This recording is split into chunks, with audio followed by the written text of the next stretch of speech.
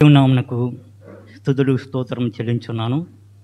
మరి దేవుడు మమ్మల్ని ఇక్కడికి విపరీత పరిస్థితుల్లో నుండి మరి మార్గం లేని చోట్ల నుండి మార్గం విశాలం చేసి 1000 కిలోమీటర్ల ఇంచుమించుగా ప్రయాణం చేసి మీ మధ్యకు వచ్చేటకు దేవుడు అన్ని ఏర్పాట్లు చేసి మమ్మల్ని మీ మధ్యకు చేర్చి 3 దినాలు కూడా మీతో కలిసి ఆరాధించి ఆనందించుటకు మాకు సహాయం చేసి మమ్మల్ని కూడా మీతో కూడా ఆనందించేటకు సహాయం చేసిన దేవునికి వందనములు స్తుతులు స్తోత్రం చెల్లించున్నాను. హల్లెలూయా హల్లెలూయా. కూడి వచ్చిన మీ అందరికీ కూడా మా కుటుంబం తరపున ఛత్తీస్గఢ్లోని సంఘం తరపున మరి దేవుని తరపున మీకు వందనం తెలియజేస్తున్నాను. సువార్త 28వ అధ్యాయం 20వ వచనం.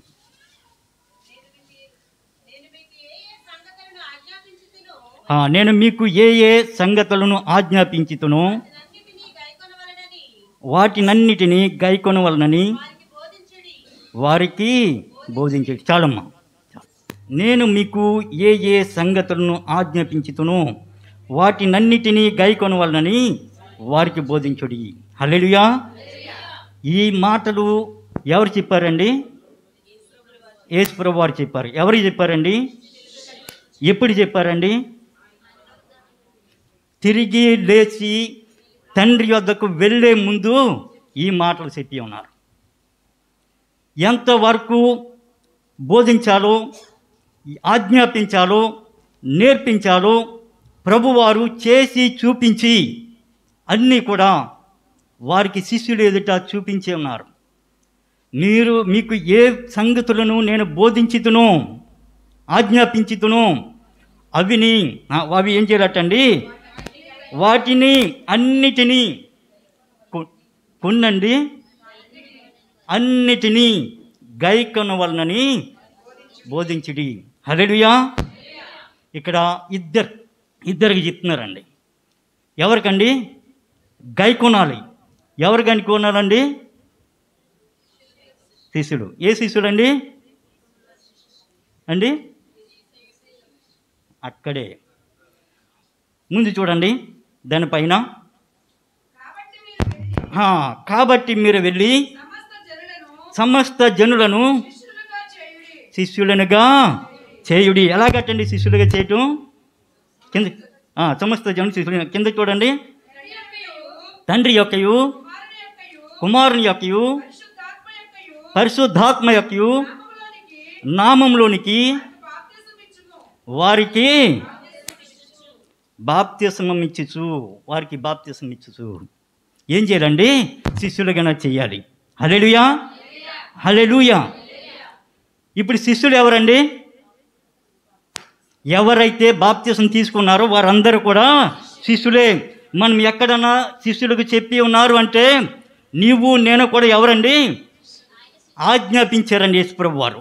ఆజ్ఞ అనేది మామూలుగా చెప్పలేదు. ఏంటంటండి? తండ్రి కుమార పరిశుద్ధాత్మ నామంలోనికి బాప్తిస్మం ఇచ్చుచు వారిని నా శిష్యులుగా, అన్యజనులను అందరినీ నా శిష్యుడినిగా చేయుడి.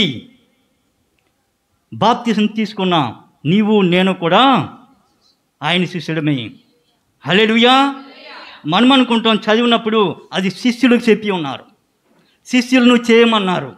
ఎప్పుడు? 12 మంది శిష్యులకి కాదు, ఎవరిని వారు తయారు చేస్తూ వచ్చి ఉన్నారు. అప్పటి నుండి ఇప్పటి వరకు కూడా శిష్యులుగా తయారు చేస్తున్నారా లేదండి? తయారు అవుతూనే ఉన్నారు, శిష్యులుగా అవుతున్నారు. మరి వారు శిష్యులే, మనము శిష్యులమే. హల్లెలూయా. శిష్యుడు అంటే నేర్చుకునేవాడు. నేర్చుకునేవాడికి ఎవరు కావాలండి? గురువు కావాలి. గురువు ఎవరటండి? యేసుప్రభు వారు అన్నారు, మీరు ఎవరికి గురువులని పిలవవద్దు, ఒక్కడే మీ గురువు. ఎవరండి ఆయన? హల్లెలూయా హల్లెలూయా. నీవు నేను ఆయన శిష్యులము. గుర్తుంచుకోండి. ఎప్పుడు చదివిన వాక్యంలో ఎప్పుడో అయిపోయింది అప్పుడు వారికి కాదండి. నీవు నేను కూడా శిష్యులమే. అప్పుడు చెప్పి ఉన్న విషయాలు ఇప్పుడు నీకు నాకు అనుభవించుకోవాలండి, నేర్చుకోవాలండి. ఆయన వాళ్ళకి గురువే, మనకు గురువే. హల్లెలూయా. నీకు గురువే, నాకు గురువే. హల్లెలూయా. ఆయన మన గురువు. ఆయన యొద్ద నేర్చుకోవాలి. మొట్టమొదటిగా యేసుప్రభు వారు ఒక గుంపుని తయారు చేసి ఉన్నారు. ఎంతమంది ఉండేవారు? 12 మంది. ఆ తర్వాత 120 మందిని తయారు చేసి ఉన్నారు.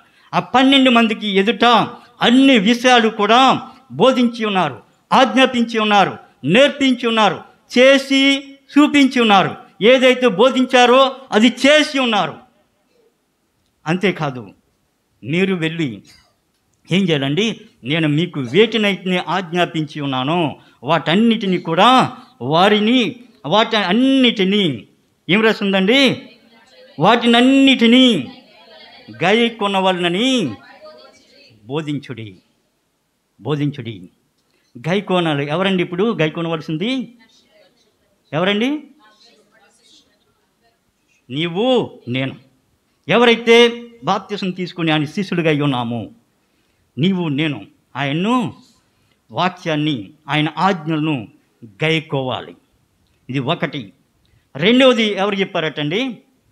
రెండో విషయం ఎవరు చెప్పారండి? బోధించాలి. హల్లెలూయా. బోధించేవారు కొందరు, వినేవాళ్ళు కొందరు. కొందరిని బోధకులుగాను, కొందరిని అపోస్తులుగాను, కొందరిని స్వస్థపరిచేవారుగాను, అలాగా మనం అపోస్తుల కార్యం చూసినట్లయితే మరి వారికి తగినట్లుగా వారి యొక్క అర్హతను బట్టి దేవుడు ఎన్నుకొని వారిని నియమించి ఉన్నారు. హల్లెలూయా. మరి పౌలు గారు అంటారు, బోధించేవారు ఏం చేయాలి? బోధించాలి. వడ్డించేవారు ఏం చేయాలి? వడ్డించాలి. తినేవారు ఏం చేయాలి? తినాలి. ఎవరి పని వారు చేయాలి. వడ్డించి వండిన వాళ్ళు ఉన్న తర్వాత తినేవాళ్ళు కూడా ఉండాలండి. హల్లెలూయా. హల్లెలూయా. వాక్యాన్ని వడ్డిస్తూ ఉంటారు. అమ్మగారు, అయ్యగారు ఇక్కడ తయారు చేసి బోధిస్తూ ఉంటారు. అది మీరు తింటుంటారు. అయితే దేవుడు ఈ 2 గుంపులకి కూడా ఏం చేశారండి? పని అప్పగించి ఉన్నారు. హల్లెలూయా. ఒక పని మొదటి వారికి, శిష్యులకు అనగా విశ్వాసులకు ఏం చేయాలటండి? వాటిని గైకోవాలి. రెండవ పని మరి బోధకులకు బోధించేవారు పాస్టర్ల గారికి బోధించాలి. ఇద్దరికి కూడా ఆజ్ఞాపించి ఉన్నారు. ఈ 2 జరుగుతున్నాయో లేదండి? ఎప్పుడు ఆజ్ఞాపించారండి ప్రభువారు? 2000 క్రితము ఇప్పుడు చెప్పినవి అప్పటి నుండి ఇప్పటి వరకు కూడా జరుగుతూనే ఉన్నాయి. ఈ 2 వర్గాల వారికి మరి పని అప్పగించి ఉన్నారు. మొట్టమొదటిగా గైకోవాలి. గైకొనటం అంటే ఏంటండి? ప్రకటన గ్రంథము 1వ అధ్యాయము 3వ వచనం. మరి సమయం తక్కువ ఉంది కనుక చాలా విషయాలు మీకు తెలిసినవే నేను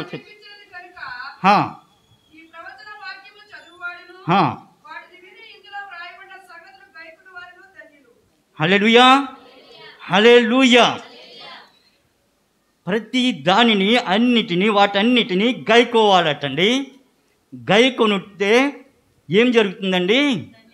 ధన్యులు. హల్లెలూయా. ధన్యులు అంటే ఏంటండి? ఇంగ్లీష్లో రాయబడింది బ్లెస్డ్ అంటే ఆశీర్వదించబడిన వారు. హల్లెలూయా. ఆశీర్వాదం ఎక్కడుందండి? నీ చేతుడు ఉందండి. నీవు గైకుంటే నీవు ధన్యుడు అవుతావు, ఆశీర్వదించబడతావు. దేవుడు ఇచ్చేశారు. ఆయన ఇవ్వాల్సినవి అన్నీ ఇచ్చేశారు. నా శాంతినే మీకు అనుగ్రహించున్నాను, మీకు సమృద్ధి జీవమును కలుగు చేయటానికి వచ్చిన సముద్ర జీవను మీకు ఇచ్చి ఉన్నాను, మీకు సమాధానము కలుగునుగాక, మీరు జీవించుదురుగాక. ఎందుకంటే ఎవరైనా ఇవ్వగలరండి? వారు ఇచ్చేసి ఉన్నారు. తీసుకోవాల్సింది ఎవరండి? మనం అంటాం. డాక్టర్ దగ్గరికి వెళ్ళి డాక్టర్ గారు మందులు ఇస్తే ఇంజక్షన్ చేయించుకోవాలమ్మంటే డాక్టర్ గారు మీరే మందులు మింగండి, మీరే ఇంజక్షన్ చేయించుకోండి, తగ్గుద్దండి నీకు. కానీ అలాగే ఏమంటున్నానంటే మన ఉద్దేశం ఏంటంటే దేవుడే ఆశీర్వదిస్తారు, దేవుడే చేస్తారు. దేవుడు చేయవలసింది అంతా కూడా తన కుమారుని పంపించి చేసి ఉన్నారు, నేర్పించి ఉన్నారు. అవి మనము నేర్చుకొని ఆ ప్రకారం చేస్తున్నప్పుడు నీవు ధన్యుడువు అవుతావు. అది ఆశీర్వాదము నీ చేతుల్లో ఉంది. ఆశీర్వాదం మరి వాక్యంలో రాయబడింది ద్వితీయోపదేశ కాండంలో మంచిని మేలును కీడును నీ ఎదుట పెట్టి ఉన్నాను. మీరు దేన్ని కోరుకుంటారో అది మీకు కలుగుతుంది. మరి 28వ అధ్యాయంలో అన్ని ద్వితీయోపదేశకాండం 28వ అధ్యాయంలో అన్ని ఆశీర్వాదాలు రాసించున్నారు, పెట్టేశారు, ఇచ్చేశారు. కానీ తీసుకోవాల్సిన బాధ్యత ఎవరిదండి? శిష్యుడి పని. దేవుని పని కాదండి అది. దేవుడు చేయవలసింది శాపాలను విరగొట్టున్నారు, పాపాలను తొలగించి ఉన్నారు, అడ్డుగోడలను తొలగించి ఉన్నారు, అన్నీ క్లియర్ చేసి ఉన్నారు. కానీ తొలగించిన వాటిని మనము తీసుకొచ్చి గడ్డుగొడలుగా మనం నిర్మించుకోవటం ద్వారా దేవుడిచ్చే ఆశీర్వాదాలను మనం పొందుకోలేకపోతున్నాం. ఆయన అన్ని చేయాలి, అన్నీ కూడా చేసి చూపించి ఉన్నారు. అవి ఏ విధంగా చేయాలో కూడా చేసి చూపించి ఉన్నారు. కానీ వాటిని మనం పొందుకోలేక ఏం చేస్తున్నామండి? మనము ఆశీర్వదించబడలేకపోతున్నాం. దేవుడే చేస్తారు, దేవుడు చేయవలసింది చేసేసినారు. ఇంకా దేవుని చేయండి ప్రభా, చేయండి ప్రభా, దేవుడు చేసి ఉన్నారు, మనం పొందుకోవాలి. ఎవరైతే గైకుంటారో మరి ప్రకటన గ్రంథంలో రాయబడినట్లుగా వారు ఆశీర్వదించబడుదురు. హల్లెలూయా, హల్లెలూయా. మరి యాకోబు పత్రిక 1వ అధ్యాయం 22వ వచనం చూడండి.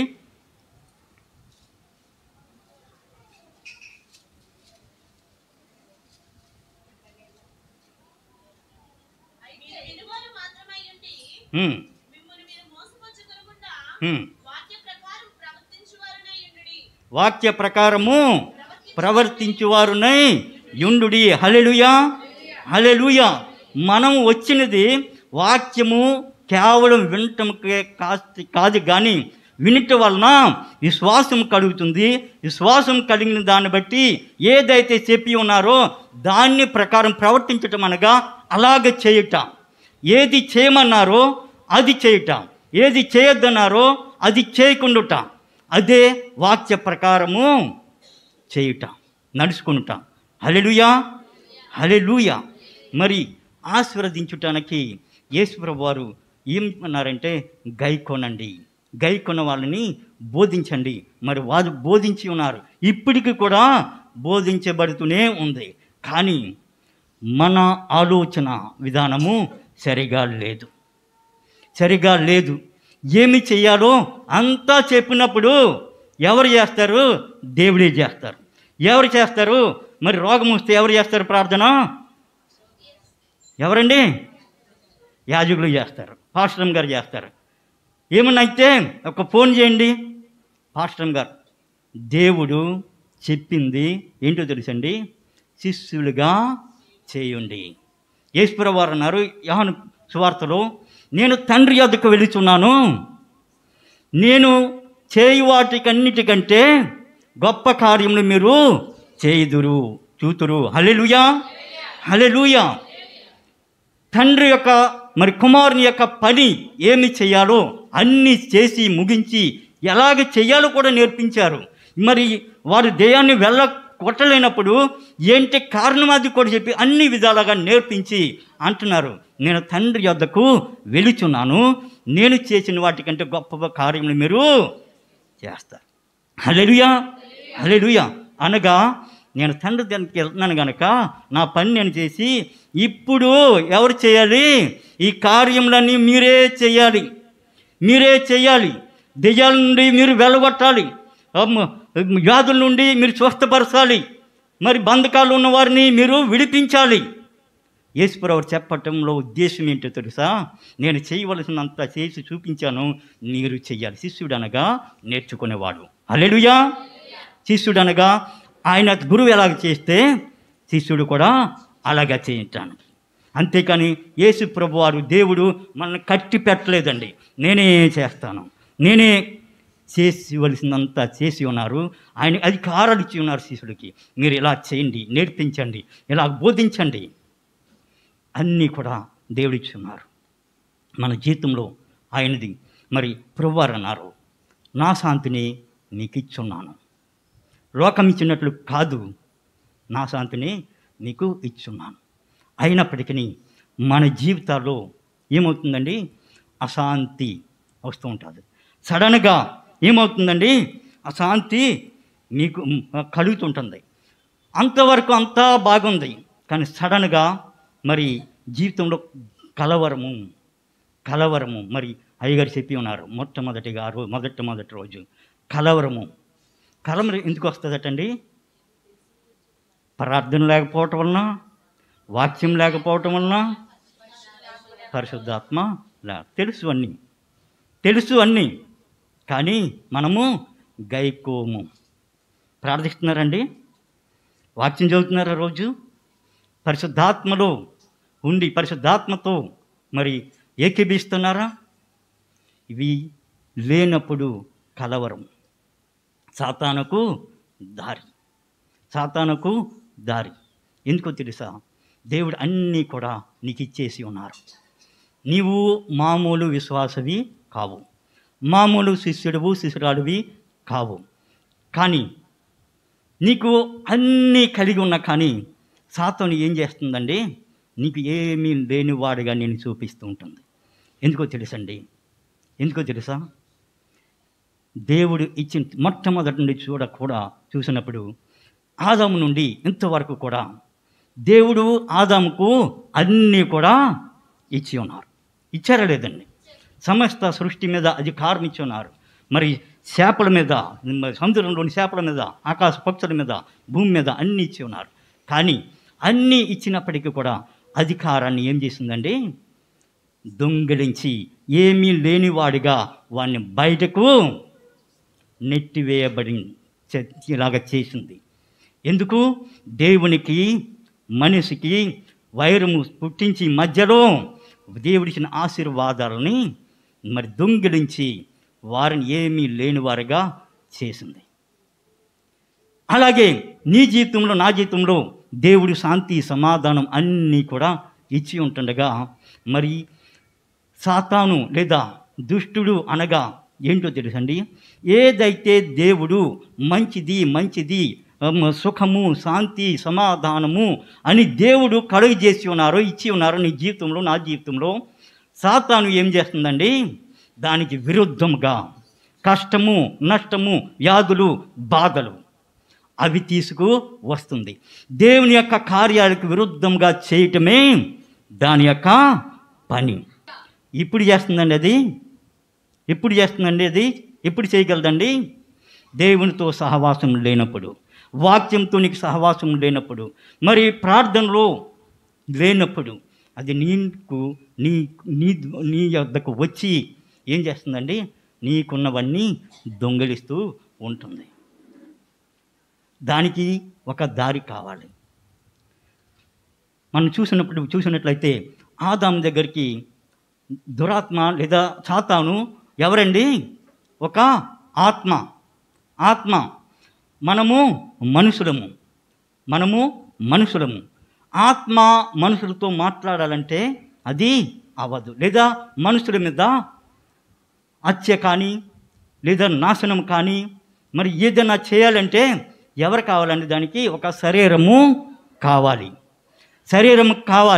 అది ఎవరైనా కావచ్చు, నీవైనా కావచ్చు, నీ భర్త,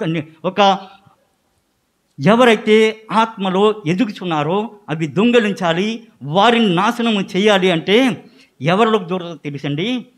దగ్గరగా ఉన్న వారిలోకి. ఎవరి ద్వారా దూరిందండి? ఆదాముని పాడు చేయటానికి లేదా అవ్వను పాడు చేయటానికి ఎవరి ద్వారా వచ్చిందండి? సాతానులోనికి, సర్పంలోనికి దూరి మరి ఆదాముతో ఉండే అవ్వను మోసపరిచి తర్వాత ఇద్దరిని కూడా మోసంలో పడవేసింది. అలాగే నీ యొక్క జీవితంలో ఎవరో బయట నుండి రారు, కానీ నీ యొక్క ప్రార్థనా జీవితాన్ని, నీ యొక్క ఆత్మిక జీవితాన్ని పోగొట్టడానికి, నీలో సమస్యలు మరి కలవరము పుట్టించటానికి ఎవరి ద్వారా వస్తారో తెలుసండి? ఎవరి ద్వారానో, బయట నుండి వారితో కాదు, కానీ నీ భర్త ద్వారానో, నీ భార్య ద్వారానో, నీ యొక్క కుటుంబస్తుల ద్వారానో, నీ పొరుగు వారి ద్వారానో మరి వారికి దానికి ఒక శరీరం కావాలి. కనుక వారి ద్వారా నీ దగ్గరకు వచ్చి నీతో జగడమాడటం కానీ, నీతో గొడవ పెట్టుకుంటాం కానీ, నీకు నష్టం కలిగించడం కానీ ఆ విధంగా చేస్తూ ఉంటుంది. ఎందుకో తెలుసా? చూడండి, లూకాసు వార్త, యోహాను సువార్త 10:10 చూడండి.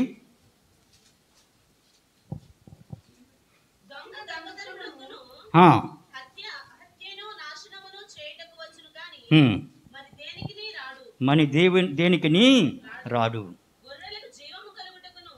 గొర్రెలకు జీవం కలుగుటకును అది సమృద్ధిగా కలుగుటకును నేను వచ్చితనని మీతో నిశ్చయముగా చెప్పుచున్నాను. దేవుడు యేసుప్రభువు వారు ముందుగానే చెప్పి ఉన్నారటండి. దొంగ ఎందుకు వస్తాడండి? దొంగతనం చేయటానికి. ఎందుకండి? ఏం దొంగ చేయటానికి? మనము మరి మన ఇంట్లో ఉన్న కొండ చెంబు పట్టుకెళ్ళడానికి కాదండి. నీకు దేవుడు ఏమిచ్చారు తెలుసండి? రక్షణ వస్త్రం ఇచ్చి ఉన్నారు. మీకు ఏమిచ్చారో తెలుసండి? ఆత్మీయ జీవితాన్ని ఇచ్చి ఉన్నారు, రక్షణ ఇచ్చి ఉన్నారు, మరి శాంతిని ఇచ్చి ఉన్నారు. ఇవన్నీ కూడా లోకము ఏమి ఇవ్వలేదో అవన్నీ కూడా నీకు మీ దేవుడు ఇచ్చి ఉన్నారు కనుక దాన్ని దొంగిలించటానికి నీ దగ్గరకు వస్తూ ఉంటాడు. ఎవరి ద్వారా? భర్త ద్వారానో, భార్య ద్వారానో, లేదా ఇతరుల ద్వారానో, ఎవరి ద్వారానో వస్తూ ఉంటాడు. వచ్చి వాడు చేయవలసింది అంతా కూడా చేసేస్తూ ఉంటాడు. కానీ యేసుప్రభువు వారు అంటారు, నేను సమృద్ధి జీవమును ఇచ్చుటకు నేను వచ్చి తిని. హల్లెలూయా, హల్లెలూయా. నీవు అనుకోవచ్చు, నా జీవితంలో ఇలాగా ఎందుకు అవుతుంది? దానికి కారణము మరి ఎవరొకరి ద్వారా నీతో మరి నీ దగ్గర ఉన్నవి మరి దొంగిలించడానికి వచ్చి నీలో ఉన్న శాంతిని దొంగిలించేస్తుంది, నీలో ఉన్న సమాధానం దొంగిలించేస్తుంది, నీలో ఉన్న ఆరోగ్యాన్ని పోగొడుతూ ఉంటుంది. కానీ దేవుడు అంటున్నారు, నేను సమృద్ధ జీవమును జీవాన్ని ఇచ్చడానికి వచ్చిదని. హల్లెలూయా, హల్లెలూయా. అయితే వాక్యంలో చెప్పి ఉన్నారు, నేను మీకు ఏ విషయంలో అయితే బోధించి ఉన్నాను, ఆజ్ఞాపించుతూ వాటన్నిటినీ గైకొనుడి అని బోధించండి. మనము ఆయన చెప్పిన వాటన్నిటినీ గైకొంటే గనక మనకు ఈ అపజయాల నుండి విజయంలోనికి తీసుకెళ్ళగలరు. ఎందుకండి? వాక్యం రాయబడి చూడండి. యోహాను సువార్త 16:33 నాయందు మీకు సమాధానము కలుగునట్లు ఈ మాటలు మీతో చెప్పుచున్నాను. లోకములో మీకు శ్రమ కలుగును, అయినను ధైర్యము తెచ్చుకునుడి, నేను లోకమును జయించి ఉన్నానను అనెను. హల్లెలూయా, హల్లెలూయా. మీకు లోకంలో శాంతి కలుగన్నారండి. లోకంలో మీకు శ్రమ కలుగును. ఎందుకో తెలుసండి? మీరు పరిశుద్ధులు కనుక. హల్లెలూయా. లోకమంతా ఎవరు దేంతో నిండి ఉందండి? పాపంతో, అపవిత్రతో, వ్యాధులతో, మోసంతో, మరి అన్యాయంతో, అక్రమంతో. ఇవన్నీ కూడా ఏం చేస్తుంటాయండి? పరిశుద్ధంగా ఉన్న పరిశుద్ధుల వైపు అవి దుష్టిని ద్వారా వచ్చి ఏం చేస్తుంది? మన మీద మరి పోరాటము చేస్తూ ఉంటాయి. మనకు అసమాధానం వస్తుంది. యేసుప్రభువు వారితో చేయలేదండి. ఎవరు వదిలేరండి ఆయన్ని? శాస్త్రులు వదిలేరా? పరిసయ్యులు వదిలేరా? సుంకరులు వదిలేరా? ఎవరు వదిలేరా ఆయన్ని? ఎవ్వరు కూడా వదలలేదు. ఆయన్ని చంపివేయటానికి కొండపేటు వరకు కూడా ఆయన్ని మరి తోసుకుని వెళ్తుండగా అక్కడి నుండి తప్పించుకొని పోయినట్లుగా మనం చూస్తూ ఉంటాం. ఎందుకో తెలుసా? ఆయన అన్నారు, నాలో పాపం ఉన్నదని ఎవడు నిరూపించగలడు. హల్లెలూయా, హల్లెలూయా. పాపం లేని ఆయననే ఈ లోకము హింసిస్తే నీవు నేను మనం ఎలాంటి వారమే, ఎంతటి వారము అంతే అంటారు ఈశ్వరు వారు. లోకంలో మీకు శ్రమ కలుగును. ఎందుకో తెలుసా? ఆయన అనుభవించి ఉన్నారు. ఆయన పరిశుద్ధుడు అయినప్పటికీ కూడా ఆయన అనుభవించి ఉన్నారు కనుక మీరు పరిశుద్ధులే కాదు అంటలేదు. మీరు పరిశుద్ధులే అయినప్పటికీ మీకు కూడా శ్రమ కలుగుతుంది. ఆ శ్రమ ఎవడు తీసుకొస్తాడు? దుష్టుడు తీసుకొస్తాడు. వాడు తీసుకొచ్చినప్పుడు అవి మీ జీవితంలో కలిగినప్పుడు మీరు ఏమి అవ్వకూడదు? ధైర్యము అధైర్య పడకూడదు. ఐదేరే పడకూడదు అంటున్నారు. నేను లోకమును జయించి ఉన్నాను. హల్లెలూయా, హల్లెలూయా. అన్నీ ఆయన జీవితంలో ఏమి రావాలో, ఎంత రావాలో, ఏమి అనాలో ఆయన ఏమన్నారో తెలుసండి. ఆయన అన్ని కార్యములు చేస్తుండగా ఆయన కూడా ఏమన్నారు, వీడు దేని ద్వారా చేస్తున్నారటండి? బెల్జెబూలు వలన చేస్తున్నాడు. ఈయన ఎవరికి పుట్టినాడటండి? ఏమనలేదండి, ఆయన ఏమనలేదు. అన్నీ కూడా ఆయన అనుభవించి ఉన్నారు. మరి మన మీదకి వచ్చేవి, ఆయనకు వచ్చిన వాటిలో ఒక వంతు కూడా మన జీవితంలో లేవు. కానీ మనం ఏమంటండి, నాకే ఇవన్నీ కష్టాలు, దేవుడు నన్నే ఎందుకు ఇలా చేస్తున్నాడు? దేవుడు చేయట్లేదండి. మరి ఎవడు చేస్తున్నాడు? వాడు వస్తున్నాడు నీ దగ్గరికి. ఎందుకు వస్తున్నాడో తెలుసండి? నీవు దారిస్తున్నావు గనక. ఎందుకు, ఎలా దారిస్తున్నావు? మరి అయ్యగారు చెప్పి ఉన్నారు, ప్రార్థన చేయట్లేదు, వాక్యం చదవట్లేదు, పరిశుద్ధాత్మ సహవాసము లేదు. మరి దేవుని ఆత్మతో కలుసుకున్నవాడు ఏకాత్మయై ఉన్నాడు. దేవుని ఆత్మతో మరి సహవాసం కలిగి ఉంటే దేవుడు ఎవరండి? దహించు అగ్ని ఉన్నాడు. హల్లెలూయా. మరి అమ్మగారు చెప్పి ఉన్నారు ఆ రోజు, రెండవ రోజు ఏంటండి? దేవుని ఆత్మతో కలుసుకున్నవాడు ఎవరండి? దేవునితో ఏకాత్మై ఉన్నాడు. మరి ఏకాత్మ అయ్యి ఉన్నప్పుడు మరి అది ఇచ్చి ముట్టుకోగలదండి? ముట్టుకోలేదు. ముట్టుకున్నా కానీ దానికి జవాబు యేసుప్రభు వారే చెప్పి ఉన్నారు. హల్లెలూయా, హల్లెలూయా. లోకంలో మీకు శ్రమ కలుగును, అయినను ధైర్యము తెచ్చుకొనుడి, నేను లోకమును జయించి ఉన్నాను. ఆ మాట చెప్పడంలో ఏంటో అర్థం తెలుసండి. ఎలా జయించి ఉన్నాడో, ఎలా శోధనలు వచ్చి ఉన్నావో, ఎలా చెయ్యాలో అన్నీ కూడా చేసి చూపించి చెప్పి నేర్పించి వెళ్ళి ఉన్నాను. వీరికేం చెప్పి ఉన్నారండి? మీరు ఏమి చూసి ఉన్నారో మరి నేనేమి ఆజ్ఞాపించుతానో వాటిని గైకున్నట్లు బోధించండి. ఎందుకో తెలుసా? వాటిని నేర్చుకుని నేను ఎలాగా దుష్టుడు వచ్చినప్పుడు నేను ఎలా జయించి ఉన్నాను, శాస్త్రులు నా మీద అపనందులు వేసినప్పుడు నేను ఎలాగ ఉత్తరం ఇచ్చి ఉన్నాను, మరి పరిసయ్యులు నా మీద మరి నా వెనక పడినప్పుడు నేను ఎలాగా జయించి ఉన్నాను. అందరూ కూడా అదే విధంగా జయించాలి. హల్లెలూయా. లోకం నేను జయించి ఉన్నాను అంటే నీవు నేను ఎవరమండి? ఎందరైతే యేసుక్రీస్తును తన రక్షకునిగా అంగీకరించి ఉన్నారో వారందరూ కూడా దేవుని కుమారులగుటకు అధికారం ఇచ్చి ఉన్నారు. హల్లెలూయా, హల్లెలూయా. కుమారుడు జయించి ఉన్నాడు కనుక ఈ కుమార్తె, ఈ కుమారుడు కూడా ఏం చేయాలండి? జయించాలని చెప్పడం ఆయన ఉద్దేశము. హల్లెలూయా. నేను లోకమును జయించి ఉన్నాను, నేను దేవుని కుమారుని, నీవు కూడా ఎవరువు? దేవుని కుమార్తెవు, దేవుని కుమారుడు. అధికారం అనేది నీకు ఇచ్చింది, నీకు అధికారం ఇచ్చి ఉన్నారు. మీరు జయించాలి కనుక నేను ఏం చేసి ఉన్నాను, మీరు కూడా అదే చెయ్యాలి. యేసుప్రభు వారి ఉద్దేశము ఇదే. హల్లెలూయా, హల్లెలూయా. మరి ఆయన ఎలా జయించి ఉన్నారండి? ఆయన వాక్యం రాయబడింది, యేసు క్రీస్తుకు కలిగిన ఈ మనసు మీరును కలిగి ఉండేది. హల్లెలూయా. ఆయన మనస్సు కలిగి ఉండాలి. ఆయన మనసులో అనేక విషయాలు, కొన్ని మరి ఇంకా 10 నిమిషాలు ఉంది కనుక నేను 2-4 విషయాలు నేను చెప్పి ముగిస్తాను. ఆయన చేసిన విధానము, ఆయన చూచే విధానము, ఆయన వివేచించే విధానము మనము నేర్చుకోవాలి. వాక్యంలో రాయబడింది.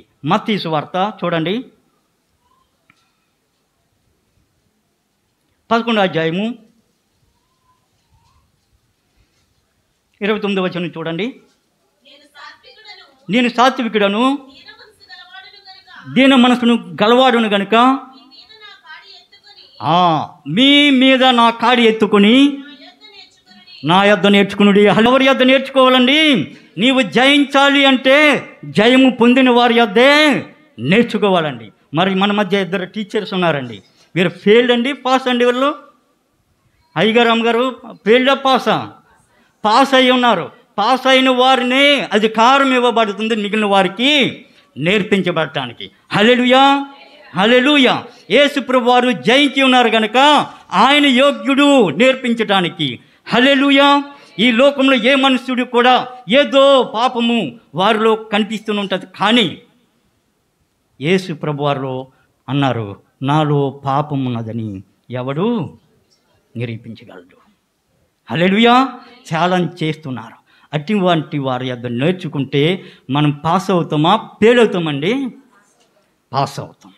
అందుకని మనము యేసు వారి యొద్ద చాలా విషయాలు ఉన్నాయి, కానీ మరి ఆయన యొద్ద నేర్చుకోవాలి. ఏంటి? 2 విషయాలు నేర్చుకుందాం మనం. ఆయన ఆలోచించే విధానం నేర్చుకోవాలి. రెండవదికి ఆయన వేసించే వేసనను మనము నేర్చుకోవాలి ఆయన యొద్ద నుండి.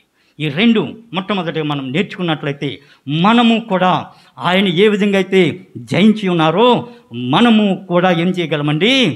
జయించగలము. హల్లెలూయా.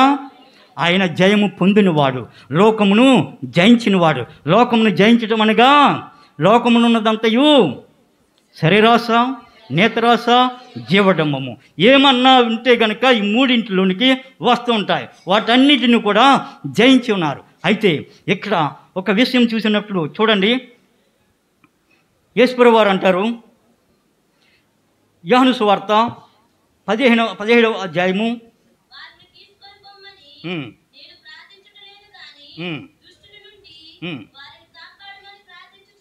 హల్లెలూయా, హల్లెలూయా. దేవుడు యొక్క చూసే చూపు ఎలా చూస్తున్నారండి? వారిని ఎవరి నుండి కాపాడాలటండి? వారు యేసుప్రభు వారిని హింసించింది, ఆయన్ను గేలి చేసింది, ఆయన వెనకాల పడింది ఎవరండి?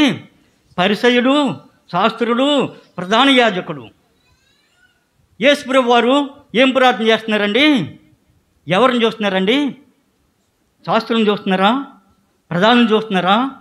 కానీ వారిలో ఉండి పనిచేసే దుష్టుని చూస్తున్నారు. హల్లెలూయా, హల్లెలూయా. చూసే విధానము యేసు నుండి మనము నేర్చుకోవాలి. హింసించేది, మరి కొట్టేది, తిట్టేది అనేది అందరూ ఎవరటండి? శాస్త్రులు, పరిసరులు. వారిని ఒక్క మాట కూడా యేసుప్రభు వారు అన్నారండి? అనలేదు. కానీ యేసుప్రభు వారికి శత్రువు ఎవరో తెలుసండి? మనము ఎవరమండి? ఆత్మ సంబంధం. ఆత్మ సంబంధి ఆత్మ విషయాల మీద మనసు ఉంచుతారు, శరీర సంబంధి శరీర విషయముల మీద మనసు ఉంచుతారు. హల్లెలూయా. యేసుప్రభు వారు ఏంది? శరీర సంబంధి, ఆత్మ సంబంధ? ఆత్మ సంబంధి. నీవు నేను శరీర సంబంధమా, ఆత్మ సంబంధమా? ఆత్మ సంబంధం. మనము చూడవలసింది మరి నిన్ను బాధించే వారిని కాదు, నిన్ను హింసించే వారిని కాదు, వారిలో ఉండి చేయించే ఆ దుష్టుడిని, ఆ యొక్క సాతానుని, వాడిని చూడాలి. అయి ఉండొచ్చు నీ ఇంటి పక్క వారు నిన్ను హింసించు ఉండొచ్చు, ఆయన్ని ఏదో విధంగా మీరు ఏదో చేసి వాడిని వెళ్ళగొట్టచ్చు. కానీ వాడిలో ఉన్నది చావలేదు, వెళ్ళగొట్టబేయలేదు. వేరే వాళ్ళకు దూరి మళ్ళా నిన్ను ఏం చేస్తే తెలుసా? మరలా నిన్ను హింసిస్తూనే ఉంటుంది. మీరు వేరుని పీకట్లేదు, కానీ ఏం చేస్తున్నారండి? కొమ్మల్ని కొడుతుంటే మరలా ఏం చేస్తుందండి? అది మళ్ళా సిగురుతూ ఉంటుంది. మనం తీయవలసింది ఏంటో తెలుసండి? యేసుప్రభు వారు ఏమన్నారంటే, ఈ కొండను చూసి దాని వేలతో సహా, చెట్టును చూసి దాని వేలతో సహా పీకి పొమ్మని, ఇక సముద్రంలో పొమ్మని పడమన్నప్పుడు అది పోతుందనేసి అన్నారు. ఎక్కడి నుండి పీకాలని? దాన్ని వేళ్ళలో నుండి పీకాలి. ఒక వ్యక్తిను, ఒక మనిషిను, ఒక భర్తను, ఒక భార్యనో కాదు చూడవలసింది, వారిలో ఉండి చేయించున్నా, అనిపించున్నా, వాద్యమాడుచున్నా, తిట్టించున్నా ఆ దురాత్మను చూడండి, ఆ దుష్టిని చూడండి. మరి యేసుప్రభు వారు తండ్రితో అదే ప్రార్థన చేస్తున్నారు. ప్రభువా, వీరందరూ ఎవరు? పరిసయ్యులు, శాస్త్రులు, వీళ్ళందరూ వీరిని నాశనం కాదు, వాళ్ళ నుండి కాదు తప్పించవలసింది. ఎవరినో తెలుసండి? మరి అప్పటి వరకు వాళ్ళని ఉపయోగించుకుంది, వాళ్ళని ఏమైనా చేసిస్తే కనుక మరికొందరిని ఎవరిని ఉపయోగించుకుంటుంది. ఎవరిని చంపాలో, ఎవరిని నాశనం చేయాలో వాడిని నాశనం చేయనప్పుడు వాడి ఆత్మ ఇక్కడ నుండి అక్కడికి, అక్కడ నుండి ఆమెలోండి ఈమెలోండి ఆమెలోండి అలాగా తిరుగుతుండి నేను ఏం చేయాలది దాని పంతము నెగ్గించుకుంటుంది. కనుక మనము ఏం చేయాలండి? దాని గురించి కాదు, ఇది వ్యక్తిని చూడకూడదు. యేసు ప్రభు వారి నుండి నేర్చుకుంది ఆ స్వభావము. వ్యక్తిని చూడకూడదు, వ్యక్తిలో ఉన్న దుష్టుణ్ణి చూడాలి, దాన్ని తీసివేయమని ప్రార్థించాలి. హల్లెలూయా. వానిలో ఉండి పోరాడుతున్న దాన్ని మనం ఏం చేయాలో తెలుసండి? గద్దించాలి. ఆ రెండోది చూసినట్లయితే చూడండి, యోహాను సువార్త 14:30 చూడండి.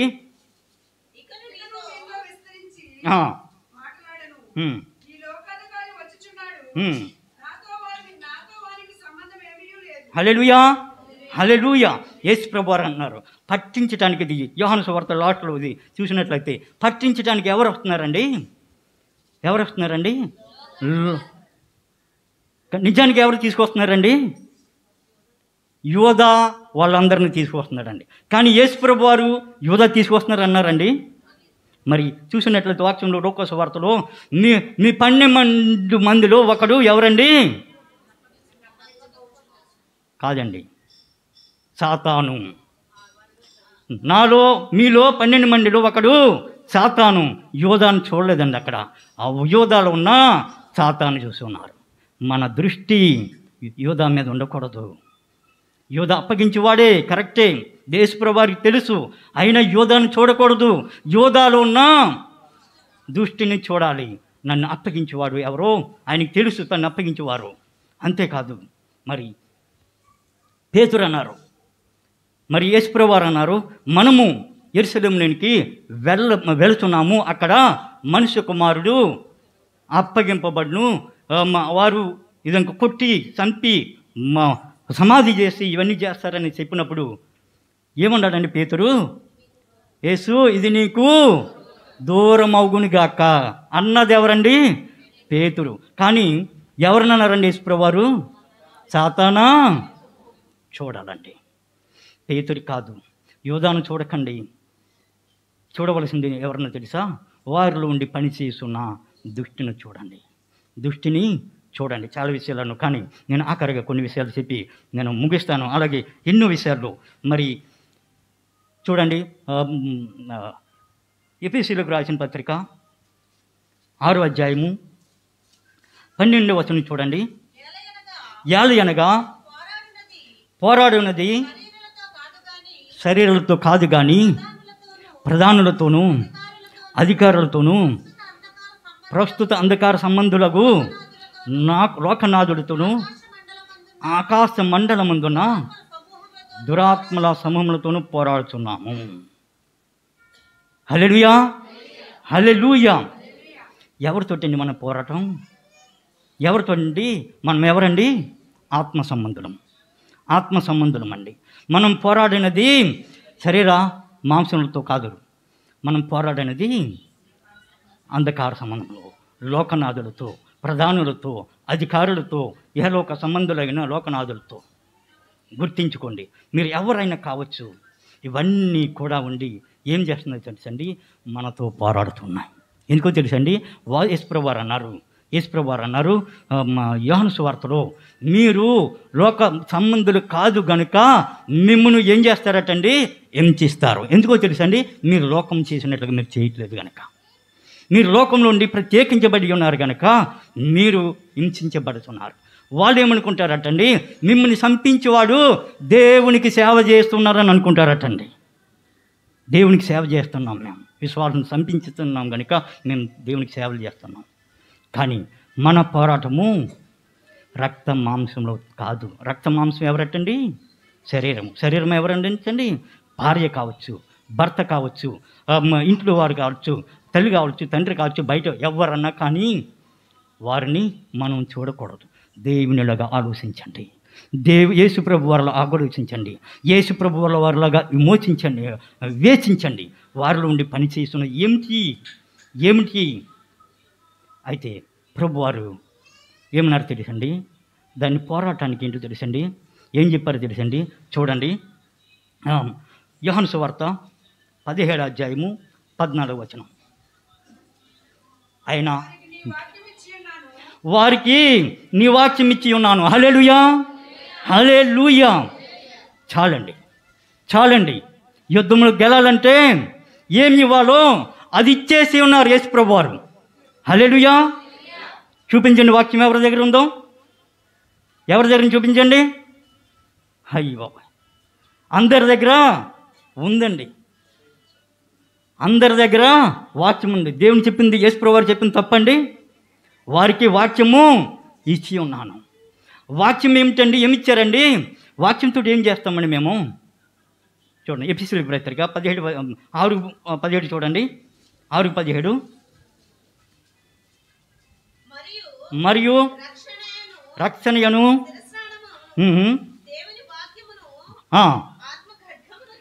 హల్లెలూయా, దేవుని వాక్యమును ఆత్మ ఖడ్గమునికి ఇచ్చి ఉన్నారు. హల్లెలూయా. మన పోరాటము శరీరాలతో కాదు, ఆత్మలతో పోరాడాలంటే ఏం కావాలండి?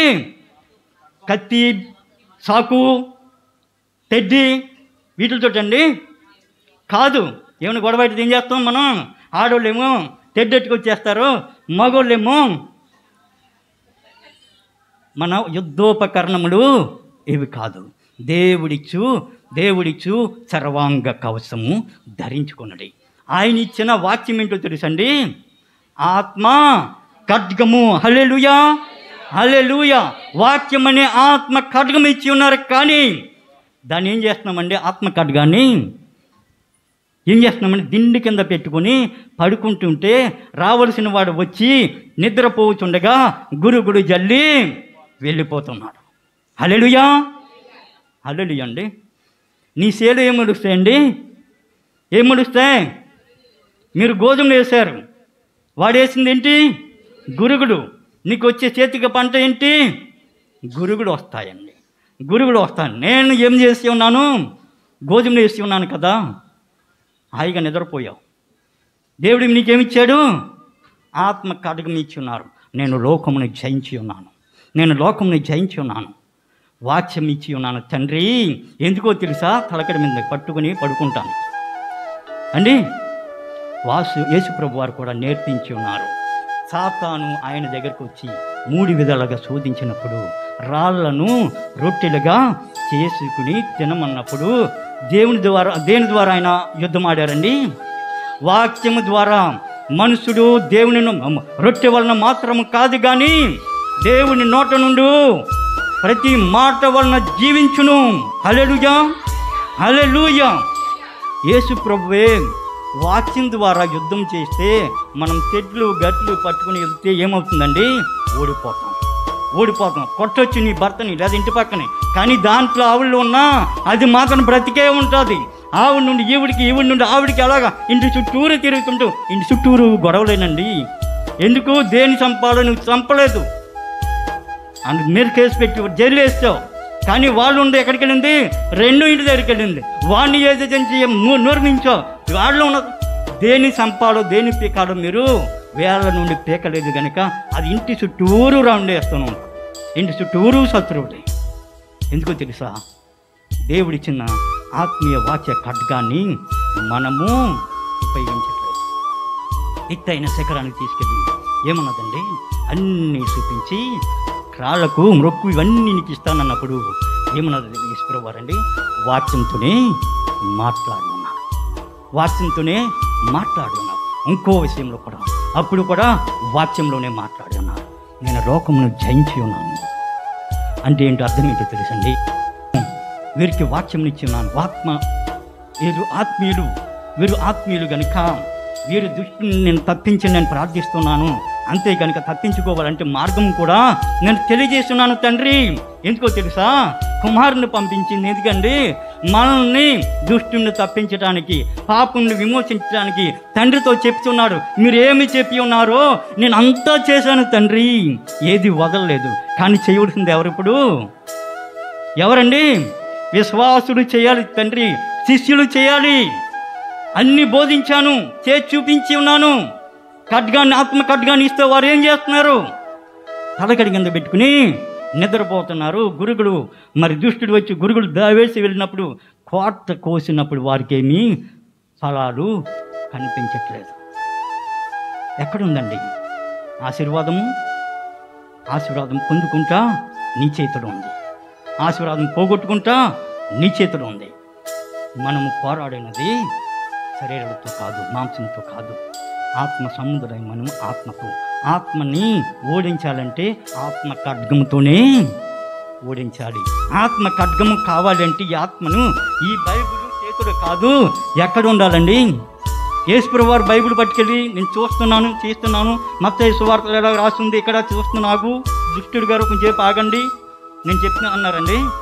వెంటనే ఎందుకో తెలుసండి, ఆయన హృదయంలో మంచివాడు తన హృదయంలో ఉన్న సద్విషయముల నుండి వెలుగు తీస్తాడు. నీ యొక్క వాక్యమునని ఈ ఆత్మ ఖడ్గమును దృష్టి వచ్చినప్పుడు తీసినప్పుడు వాడు ఏం చేస్తాడు తెలుసండి, పారిపోతాడు. మరి దాని నుండి జయించి ఉన్నారు కనుక మరి అలా జయించాలని ఆయన వెళుతూ వెళుతూ ఆఖరుగా మరి శిష్యులకు చెప్పినటువంటి మాట అనేది, నేను మీకు ఏ ఏ సంగతులు ఆజ్ఞాపించుతునో వాటన్నిటిని గైకొన్నట్లు వారికి బోధించుడి. హల్లెలూయా. అయ్యగారు బోధించారు, అమ్మగారు బోధించారు, మరి ఎన్ని 11 సంవత్సరాల నుండి ఇక్కడ బోధిస్తున్నారు, అక్కడ బోధిస్తున్నారు. ఇప్పటికింకా కూడా మనము శిష్యులుగా అవ్వలేకపోతున్నాం. శిష్యులంటే ఆయన చెప్పున్నట్లు చేయవారు. హల్లెలూయా, హల్లెలూయా. మరి ఆయన చేయవలసిందంతా చేసి ఉన్నారు, ఇవ్వవలసిందంతా ఇచ్చేసి ఉన్నారు. తండ్రితో చెప్పుచున్నారు, తండ్రి వారికి నేను వాక్యమును ఇచ్చి ఉన్నాను, అంతకంటే ఏమీ అవసరం లేదు. మీరు జయం పొందాలంటే వాక్యము ఆత్మకాటకం, దీనితోనే సైతాను దుష్టుడు పారిపోతాడు, వెళ్ళగొట్టచ్చు, జయించచ్చు. హల్లెలూయా. మీరెవరండి? శిష్యులం. ఏ సంబంధులండి మీరు? ఆత్మ సంబంధులు. మన పోరాటము ఎవరితోటండి? దుష్టాత్మతో, దుష్టినతో. మన దగ్గర ఏం ధరించుకోవాలండి? ఆత్మ ఖడ్గము, దేవుడిచ్చు సర్వాంగ కవచము ధరించుకోవాలి. ధరించుకొని ఏం చేయాలండి? పోరాడాలి, మనుషులతో కాదు. మరి ఎవరన్నా నీతో జగడమాడినప్పుడు, భర్త కానీ భార్య కానీ పోడవారు కానీ, వారితో మీరు జగడమాడి, వాక్యంలో ఉంది, మీరు జగడమారిన వారై ఉండవలను. మరి ఏం చేయాలండి? వెళ్ళిపోయి మరి గదిలోనికి వెళ్ళిపోయి కడుపు మూసుకొని దేవుని యొక్క వాక్యములు ఎత్తిపట్టి ప్రార్థన చేయండి. హల్లెలూయా. వాడు నీ నాలుగు కోసేస్తాను అంటే నేను నీ సేవ కోసేస్తాను కాదండి, అదండి కాదు. ప్రభువా నీవు నాకు నాలుక ఇచ్చున్నావు, ఈ నాలుగుతో నేను నిన్ను చూసిస్తాను. హల్లెలూయా, హల్లెలూయా. మన పోరాటము ఆత్మ సంబంధమైనది. నువ్వు చచ్చిపో అని అంటారా? మనమేమనాలి? నేను చావను, సజీవుడినై దేవుని కార్యములు వివరిస్తాను. హల్లెలూయా. నీ చెయ్యి ఇరిగిపోను, వాక్యంలో రాయబడి ఉంది, నీ ఎముకల్లో ఒక ఎముక ఎన్నను విరవబడదు. మీ పోరాటం ఆత్మ సంబంధం. హల్లెలూయా. నేర్పించారండి ప్రభువు. ఏమన్నా మర్చిపోయారండి? మర్చిపోలేదు. నేర్చుకోవాలి, పోరాడాలి. దేంతో? మనుషులతో కాదు, దురాత్మల సమూహంతో. హల్లెలూయా. ఆ విధంగా మనం ఆత్మ సంబంధమైనట్టు శిష్యులుగా తయారవుతూ నిత్య జీవితంలో మనకు పోరాటములు వస్తాయి. నరుని జీవిత కాలము యుద్ధ కాలము అంటే కాదా? ఎందుకో తెలుసా? కనాను దేవుడి ముందే వారికి ఇచ్చేసి ఉన్నారు, కానీ దాన్ని పొందుకోవటానికి యుద్ధములు చేస్తూ వెళ్ళవలసి వచ్చిందండి. హాయిగా యేసురంలో కూర్చొని వెళ్ళలేదండి వాళ్ళు, యుద్ధములు చేస్తూ వెళ్ళి ఉన్నారు. మన జీవితంలో ఆయన ఇచ్చిన కనాను దేశం కొరకు మనము సిద్ధపడి ఉన్నాము కనుక మన జీవితంలో, ఎందుకంటే అక్కడికి వెళితే ఎవరికి నష్టమండి? సాతానుకి నష్టం. ఎందుకో తెలుసండి? పాతాళం ఖాళీ అయిపోద్దని, వారు తగ్గిపోతారు కనుక, సైన్యం తగ్గిపోద్దనిగా వాడికి నష్టం కనుక మీరు బాణములు వేస్తూ ఉంటాడు. దానికి మీరు తయారుగా ఉండాలి. దేనితో అంటే దేవుడిచ్చిన ఆత్మ ఖడ్గంతో. ఆ విధంగా మనము ఆత్మీయంగా ఆత్మ సంబంధంగా పోరాడుతూ జయించటానికి దేవుడు యేసుప్రభువు వారు నేను లోకమును జయించి ఉన్నాను అన్నట్టుగా మనము కూడా లోకమును జయించుటకు దేవుడి తన ఆత్మ సహాయము మనందరికీ దయచేయును గాక. ఆమేన్, ఆమేన్.